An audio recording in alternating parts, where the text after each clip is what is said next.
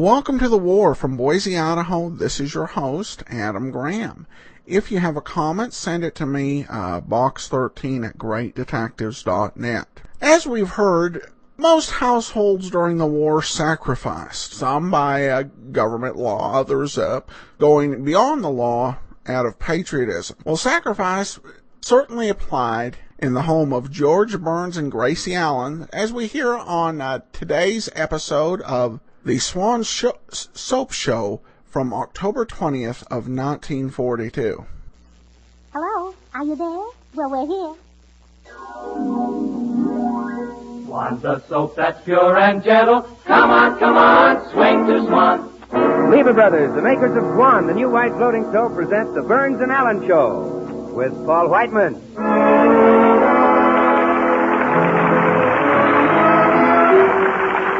Our singer, Jimmy Cash, yours truly, Bill Goodwin, the 6 hits and a miss, and George Burns and Gracie Allen.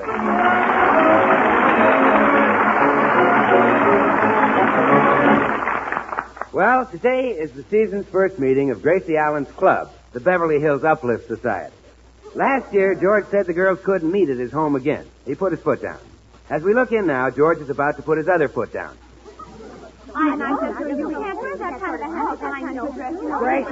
Gracie, will you come out of there a minute? Look, Gracie, I'm starved. I haven't had any breakfast. Is the meeting about over? Oh, we haven't even started. Blanche Morton, Clara Bagley, and Tootsie Sagwell haven't arrived yet. Well, then, what have you girls been talking about? Blanche Morton, Clara Bagley, and Tootsie Sagwell. Look, I've got to get some food. I'm going into that other room and break that meeting up. Change your mind, dear? Yes, no man can face that on an empty stomach. What are they laughing at? Well, they can't wait for Blanche Morton to come in with one of those idiotic hats of hers. Fine way to talk about a club member. But, George, you should see Blanche's new hat. It's the silliest thing. It has a big bunch of grapes on one side and 3 sunflowers on the other side and a stuffed seagull sticking up in the front and ribbons hanging down the back. Well, that sounds pretty silly. Sure, nobody's wearing ribbons. Well, get these gals out of here. I'll see you later. I'm going out to eat. Oh, wait, George. Yes? On your way back, will you buy a present for my brother Willie? He's going in the army, you know. All right. What do you want me to get him? Well, he said they might send him to Iceland, so you better get him a nightshirt. Oh, no, in fact, buy him 3 nightshirts. I'll sew them together. You're going to sew 3 nightshirts together? Mm-hmm. The nights are much longer up in Iceland. Yes, and I'll get him 2,000 sleeping pills, too. Come in. Hello, Gracie, dear. Why, Blanche Morton, how are you, Blanche? Oh, wonderful. There's no use asking how you are, Gracie. You look simply radiant. Oh, it's so nice seeing you again. Hello, Mrs. Martin. How do?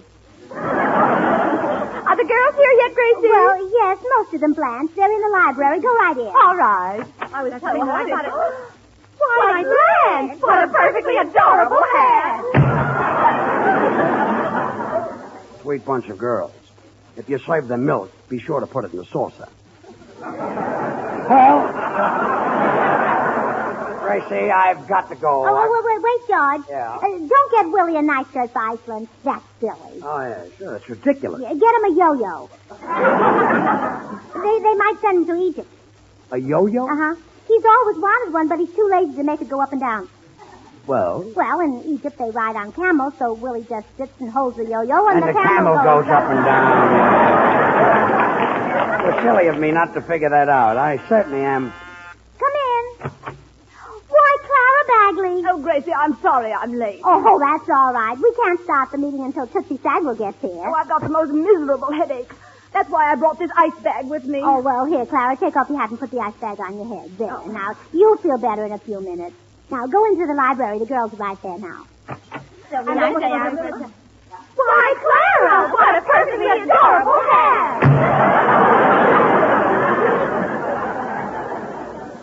With these dames, Harper Bazaar must fold up. Gracie, if you can break up this hen party, I'm going out and Hi, George. Hello, Gracie. Oh, good morning, Bill. Hello, Bill. Well, what's wrong with you, George? You look about as happy as General von Bach with a calendar in one hand and a thermometer in the other. I'll tell you what's wrong. On account of Gracie, I'm starving.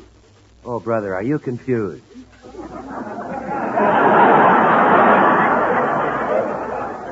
You certainly are a scream. Well, I guess the girls are getting impatient in there. I'll go in and tell them we'll start as soon as Tootsie gets here. Come on, Bill. I'll buy you a cup of coffee. The house is overrun with a bunch of gabby women. Well, I sympathize with you, George. If there's one thing that gets on your nerves, it's a gabby dame. Yeah, it's murder. Come on, let's go. One of them collared me on a street corner just now and almost talked me to death, George. All I said was good morning. And, brother, that did it. She comes right back with, what's new? Well, I had to answer, so I told her that Swan is new. The new white floating soap that's great for washing dishes because it gives you suds faster than other floating soaps, even in hard water. The gabby woman. Oh, brother. Well, I tell you, I tried to tear myself away from her, George, but quick as a flash, she shoots another question at me. Is that so, she said. Oh, yes, very talkative, very talkative. Come on, I'm starved. I've got to eat. Well, George, I couldn't walk away without saying yes, so I said it. Yes, I said. Swan is the mild, pure soap that not only gives you suds for dishes, but suds for every soap and water job in the house. Baby, gentle suds that are so easy on your hands. Yeah, by now she's talked your ear off. Oh, both of them. Yeah, 2 ears, yes. Well, I thought sure I'd cut the conversation short, Steve, but oh, no. Oh, no. Just as I'm tearing myself away, what do you think she said? Goodbye. Oh, what a tongue lashing. Goodbye, I says. Well, Swan is more than a goodbye. It's terrific. Why, you can break each bar of Swan in 2 and get 2 swell cakes of soap.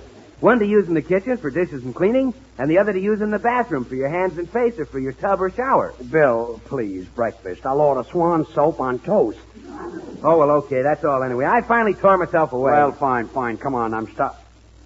Say, Bill, what's that you're holding in your hand? Well, what do you know? It's the lapel off that woman's coat.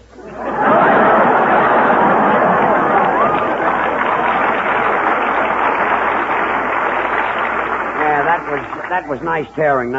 Bill, come on. Oh, George, I'm glad you're still here. Never mind that yo-yo for Willie. Sure, too silly. Yes. Get him a picture frame. He might go to Alaska. A picture frame? Yes, I'll put a picture of my sister Bessie in it, and he can hang it in the barracks. Sister Bessie? Maybe the rest of the boys would rather have a picture of Lana Turner. Oh, don't worry. After the boys have been in Alaska a few months, Bessie will look just as good to them. Well, okay. Go back to the meeting. Oh, Gracie, you've done this the cutest thing. Blanche Morton said in her opinion, George Bird was absolutely... Well, let's go, George. Wait a minute.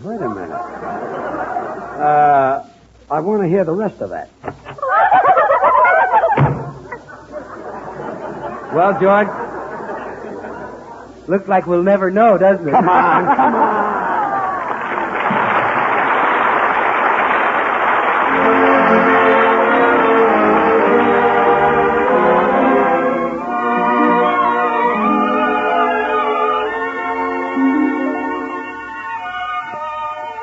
This is Paul Whiten. Jimmy Cash has picked a mighty popular tune for his song tonight. It's White Christmas. Okay, Jimmy.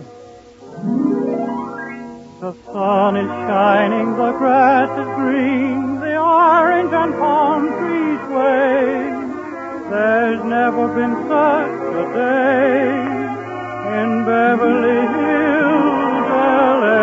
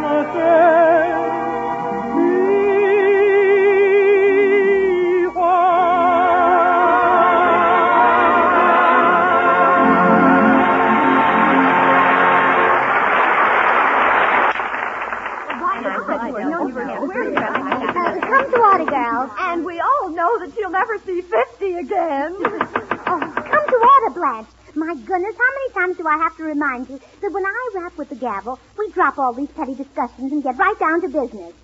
Who are you talking about?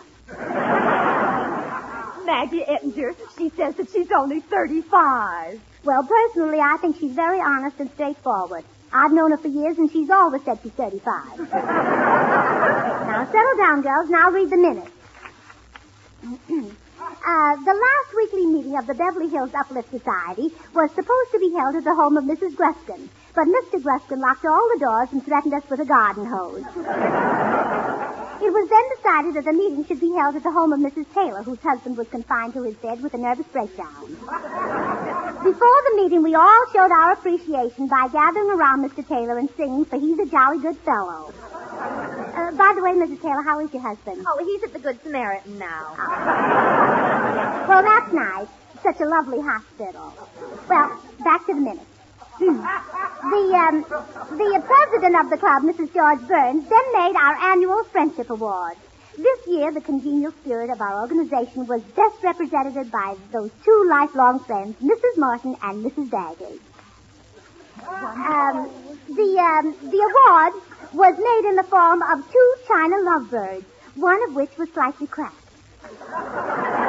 In the struggle to see who would get the one without the crack, both lovebirds were broken.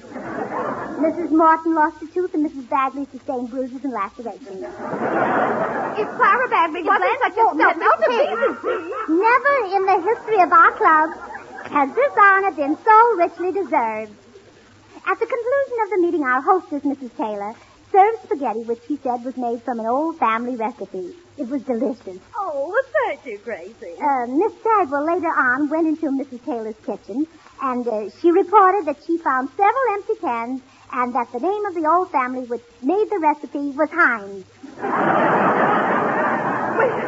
Of all the low, snoopy tricks. And that concludes the minutes, girls. Now, is there any new business? May I have the floor, Madam President? The chair recognizes Miss Stagwell. What is it, Tootsie? Well, as you know, we're having a lot of trouble getting new members for our club because so many women are busy with war. But I have an idea. You have? Mm-hmm. Let's take some men in our club. Gracie, can I see you a minute? Oh, all right, dear. Excuse me, girls. Gracie, isn't that silly meeting over? If you girls were doing something important like war work, I wouldn't mind. Well, we do war work, George. We knit all the time. Well, we've had sweaters and things sent back to us from every camp in the country. No, but those silly discussions you have in there. Why don't you discuss something important like the shortage of meat or the... Oh, all right, dear. Now, don't get excited. We can talk it over quietly. Sit down. Sit down, dear. Calm yourself. Okay. I'll sit down. Oh, darn that silly duck. He's always underfoot. He wasn't that time. Well, okay. I'm sorry I sat on him. Oh, now hush, Herman, hush. Herman, Daddy and I are discussing the meat situation. What's that? Well, you see, Herman, there's a shortage of meat in this country. That's because we ship a lot of it abroad to our brave allies and our boys fighting all over the world. See? So, people on the home front like your mommy and your daddy must eat less meat. After all, we don't want our fighting men to go hungry, do we? Now, what would you do to anybody who tried to take the meat away from our soldiers?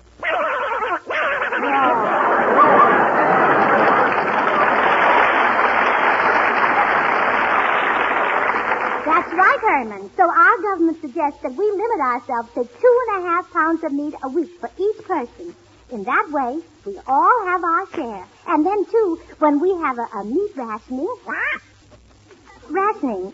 Well, you see, rationing means that everybody, rich and poor alike, shares what there is equally. That's the American way. Oh, you bet. And the time to start cutting down on the meat we eat is right now, before rationing. After all, there are still large supplies of other things to eat instead, such as eggs, fish, poultry. What's poultry? Well, chicken, or Turkeys? Or a duck?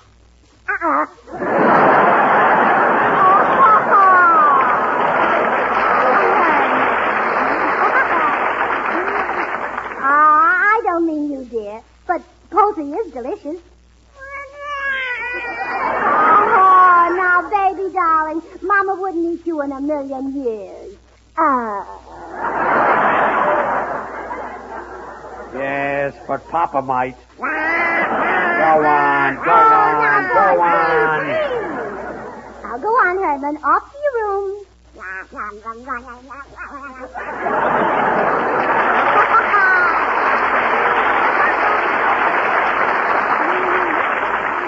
Isn't he cute? Look at him waddle off. Yeah. He's got the cutest drumsticks. Well, I've got to go back to the meeting, George. And I'll tell the girls what you said. And you can talk about pooling, too. About pooling their cars and other things. In times like these, we should share and share alike. All right, dear, I will. Well, I know that you can do it. And now, girls, I have something very important to say. I've just been having a little talk with George, and he says from now on we girls should pool things. Pool our cars, pool our food. Well, as long as we don't have to pool George. Oh, I wouldn't think of it, Clara. Now, we're going to start right away, girls. We'll pool everything we can. Well, that's a very good idea, Gracie. Where will we start? Oh, I know. We'll pool George's cigars. You girls divide them up and take them home to your husband. Henry, is this going to be... But remember, girls, remember, this is share and share alike. So after your husbands have smoked half of each cigar, bring what's left back to George. Oh, we will, Gracie. That's a wonderful idea.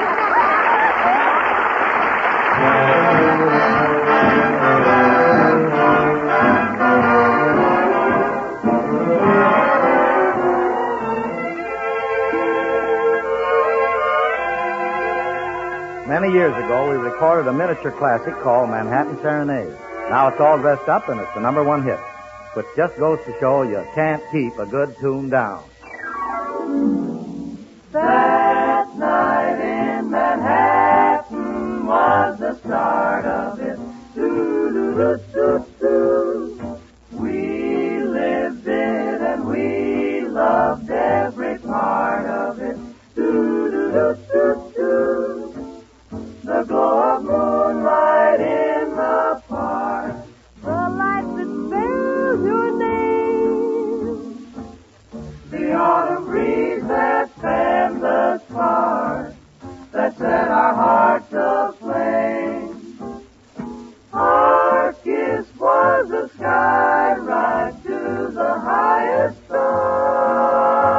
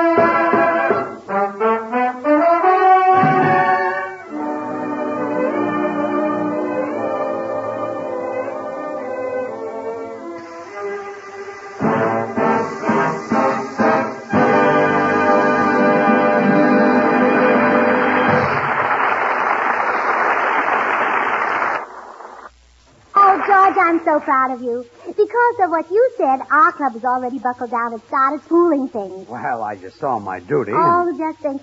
Your speech made us better Americans. Oh, it was nothing a fireside chat couldn't have done. Oh, you know, dear, I think you're just as good a speaker as the president. Now, Gracie, let's not be silly. Me as good as the president. That's ridiculous. My friends... He's better than I am. Well, anyway, I'm proud of you. If I had my choice of all the husbands in the world, I'd still take you. Well, thanks. Let people say I'm crazy. Hush. What do we care? I mean every word of it. I think you're a great man, George. And you know what I always say? Great men in the stand remind us footprints make our lives sublime. And if in time we are departing, we can leave ourselves behind. Yes. That's what I always say. Yeah, that's one of my favorites, too. Well, I think I'll make myself comfortable and finish that story in the Saturday Evening Post. Where are my slippers? Harry Morton has them. Harry Morton? Well, I told you we already buckled down and started pooling things here. You're in a slipper pool. A slipper pool? Well, it's really more of a clothing pool. Harry Morton took your slippers, your bathrobe, and your lounging pajamas. Now, Gracie, that's the wait, silly... George. He said that you can go over and help yourself to any of his suits. Really? Yes, here. He left you these pawn tickets. Oh, fine. Gracie, you see... I'm so proud of you. This was all your idea. You're a great man, George. Oh, all right, I'll do it the hard way. Without slippers, I'll read the Saturday Evening Post. You're in a magazine pool, too. Oh. Mrs. Gruskin took your magazine and left you one of hers. What magazine did she leave? Oh, you'll love it. The Welders Weekly. Now, wait a minute. You're a great man, George. Sure. A barefooted great man with nothing to read. Well, I'm going upstairs to shave. George, was General Grant a great man? Well, of course he was. You're just like him. I'm like General Grant? Mm-hmm. I've seen his picture, and I don't think he had a razor either. Gracie, don't tell me. A shaving pool. Yeah. Mr. Bagley took your razor and your brush and your shaving cream. Well, that leaves me in fine shape. Put it share and share alike, George. In exchange, you get a derby hat. A derby hat? What's that got to do with shaving? You put your old lace in it. Gracie, when I... You're a great man, George. Yes, I'm great. I wonder where the aspirin are. Gracie, hide me. What's the trouble, Bill? Well, Tootsie Sagwell's outside, and I don't want her to see me. Bill! Darling! Oh, Tootsie Sagwell. I thought it was you I was running after. I recognized you on a desert island. I wish. Well, so long, Tootsie. I have to run. Oh, wait, Bill. You know what you asked me to do last week? Well, I did it. Oh, Tootsie, you didn't. Yes, I sent for one of those Swan encyclopedias. Oh, well, that's a great book, Tootsie. And I know you love it. Oh, wait, Bill. I did something for you now. How about doing something for me? Like walking home with me? Well, Tootsie, how do I know you really got the Swan encyclopedia? Does the one you sent for have 832 pages? Does it have over 1 million words on more than 15,000 subjects from art to zoology? Are you sure that you have the Swan encyclopedia? Well, of course, Bill. Well, does it have a special March of Events section covering world news and events right up to this past September, huh? I know I've got the Swan encyclopedia, Bill. Come over to my house and see it for yourself. I keep it right in the middle of the sofa. Well, some other time, Tootsie. But Bill, I thought you might come over and explain the war maps to me. Oh, now, Tootsie, the maps in the Swan encyclopedia don't need explaining. Those 8 pages of war maps in color make it easy for anyone to follow the world situation at a glance. In fact, whenever I listen to the news, I keep my Swan encyclopedia maps right in front of me, and I mark important developments right on them. Oh, that's a wonderful idea. Why don't you bring your war maps over to my house and we'll compare them? I think it'd be nice to get our maps together.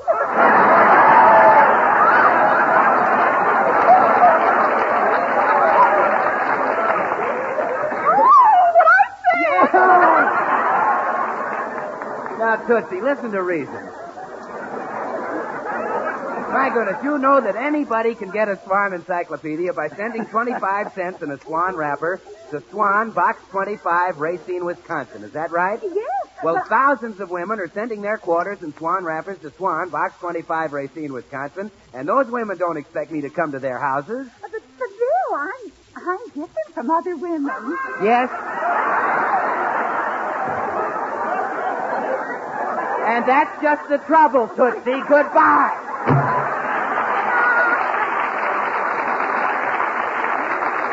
Well, Tootsie, it seems as if you and Bill just never get together. Oh, well, maybe I'm just as smart to keep him guessing. Goodbye. What a day. Gracie, where are the aspirin? I've got a terrible headache. Oh, that's too bad. Why don't you take some cod liver oil or some citronella? Well, what's wrong with aspirin? Well, you're in a medicine pool. A medicine pool? You're a great man, I George. know. I ought to be in Grant's tomb. Come in. Oh, it's little Billy Marks from next door. How are you, Billy? Okay. Well, come on, turn on the radio. Turn on the radio. You heard me. I'm in your radio pool. Now, just a minute, Oh, kid. now, George, I told him to come over. Well, okay. What do you want to hear, Sonny? A little music? Music? Well, get him. Turn on Frank Fearless, the commando. Why, for 2 cents I would... George. Well, okay. And so, bound and gagged, weak from a dozen knife wounds, suffering from the 4 bullet holes in his chest and choking from the deadly monoxide gas, Frank Phillips gives a sigh of irritation. His boat has sprung a leak. Tune in again tomorrow night for another great installment of Frank Phillips, the Commando. Now I missed the whole program. Well, I'm tickled to death. Now beat it. No, You George. said it. Believe me, lady, if he was my father instead of yours, I'd Go tell on, him out. You're a great man, Oh, George. stop that. I told you the pool thing, but I didn't mean only pool my thing. Either you do it the right way or you don't do it at all. Do you understand? Yes, dear. And remember that. Yes, dear. Suggesting an idea to you. I must be nuts. Yes, dear. Well, I'm going upstairs. Holy everything I own. Might have known this would happen. Oh, boy, am I worn out. I'll jump into bed. Oh, does this bed feel good? Certainly does.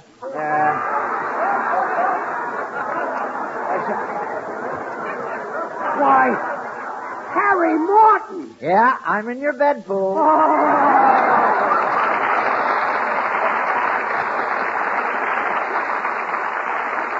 Say, folks, hurry and send in for your Swan encyclopedia now, because honestly, we're afraid we might have to withdraw our offer pretty soon. It's a great buy, the kind of book everyone can use, especially children who have homework to do. So send your quarter and Swan wrapper in tonight.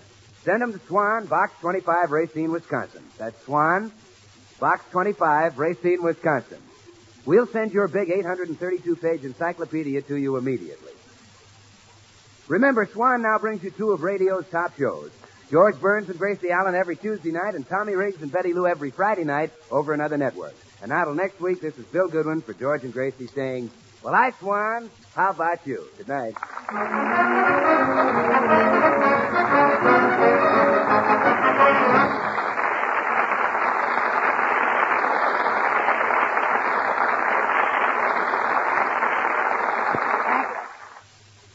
Try Spry. You'll find the baking you turn out fluffy and light. Try Spry. You're sure to hear your family shout, what a delight. For cakes, pies, donuts, the things you fry. Try Spry. What's that you say? You're going to try it today? Why, sure. Try Spry. This is the Columbia Broadcasting System. Welcome back. A really funny look at it, and just continuing on with the traditional Gracie Allen stylings here, which definitely had to be a relief to a war-weary country dealing with all of these changes. This episode reminds us things could be worse. This series is provided as a service of the great detectives of old-time radio. GreatDetectives.net.